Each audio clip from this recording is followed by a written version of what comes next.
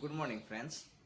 आज हम सीखेंगे इफ का प्रयोग और इफ को हम सेकंड कंडीशनल सेंटेंसेस में यानी कि एक अनरियल सिचुएशन है, जो एक इमेजिनरी कंडीशन अवस्था है जो सच नहीं हो सकता। ये एक असंभव स्थिति है।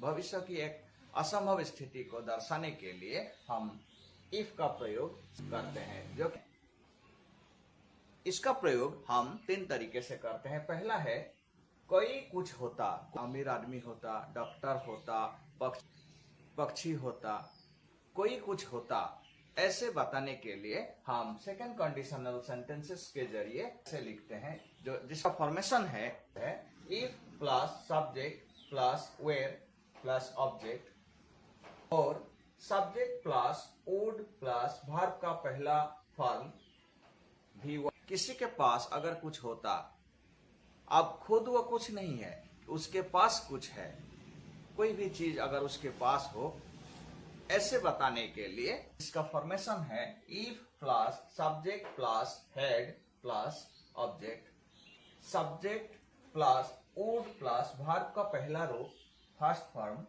और ऑब्जेक्ट।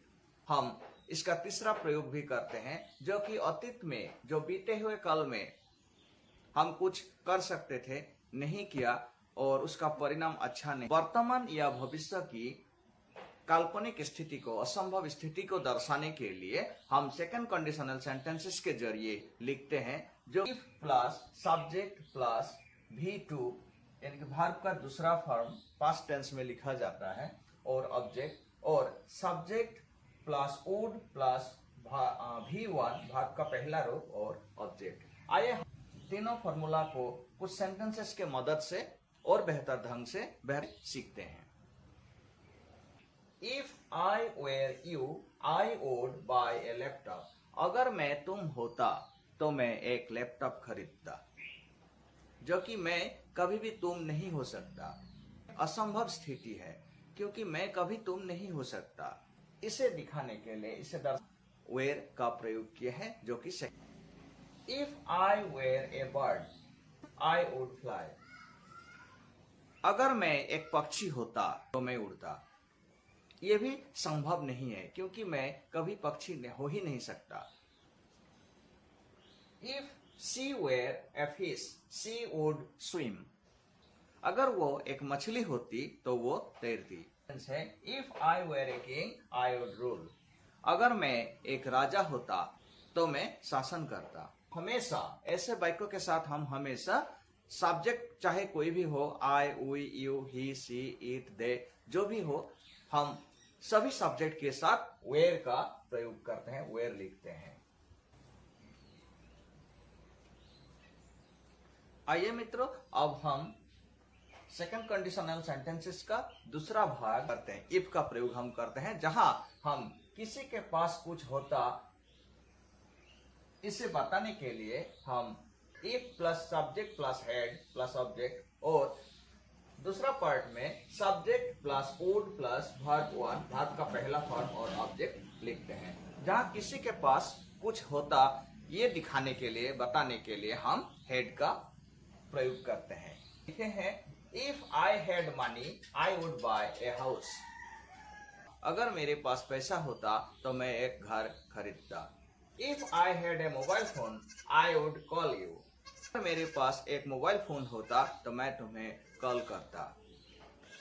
तीसरा सेंटेंस है If she had a car, she would drive to school. अगर उसके पास एक गाड़ी होती तो वो गाड़ी से स्कूल जाती। अगर किसी के पास कुछ होता, ऐसा स्थिति बताने के लिए हम सब्जेक्ट के साथ हमेशा हेड का ही प्रयोग। आइए अब हम इफ का तीसरा प्रयोग भी करके इसे भी जान लेते हैं।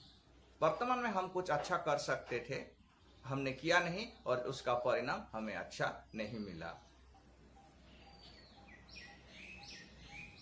इसका फॉर्मूला है if plus subject plus verb का दूसरा फॉर्म V2 और ऑब्जेक्ट सब्जेक्ट और subject plus would plus verb का पहला रूप और object.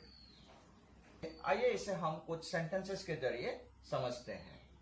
If I wrote the answer I would get a good mark. अगर मैं उत्तर लिखा होता तो मुझे एक अच्छा अंक प्राप्त होता। If I studied well I would पास।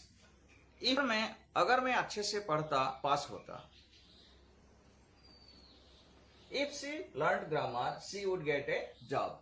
अगर वो ग्रामर सीखी होती तो उसे एक नौकरी मिलती। If I invited him he would come.